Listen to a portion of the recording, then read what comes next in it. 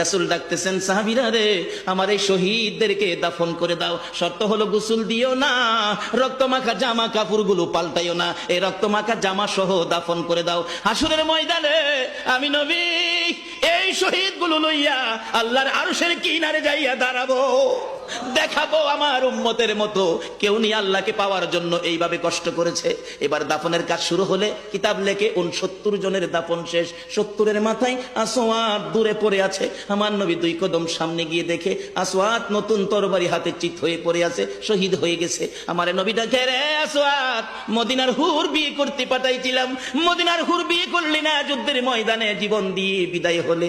আসওয়াদ রে, নতুন তরবারিটা হাতে রে। আসওয়াদ একজন সাহাবী বলেন, হুজুর বিয়ের বাজার করতে এসে আপনি যুদ্ধে গেছেন, খবর পাইয়া বিয়ের বাজারের টাকা দিয়ে যুদ্ধের বাজার করেছে, আসওয়াদ শহীদ হয়েছে। আমার নবী ডাকে, মাবুদ, আমার আসওয়াদকে তুমি কি দিবা গো আল্লাহ?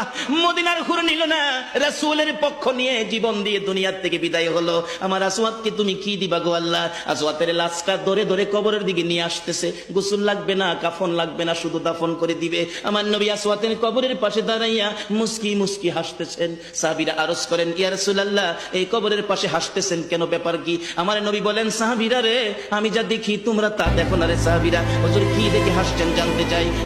সাহাবীরা, আমার আসওয়াদ মদিনার হুর বিয়ে করতে যাইয়া যুদ্ধের খবর শুনে বিয়ের বাজারের টাকা দিয়ে যুদ্ধের বাজার করে জীবন দিয়ে কবরে রওনা হয়েছে। আমি নবী আসওয়াদের কবরের পাশে দাঁড়াইয়া দেখি রে, আমার আসওয়াদের কবরে মদিনার হুরের পরিবর্তে আমার আল্লাহ জান্নাতের হুর পাঠাইয়া দিছে। এমন একটা বাজার যদি আমাদের জীবনে হয়ে যায়, আমরা করতে পারি, বলুন আমাদের লাভ হবে না লস হবে?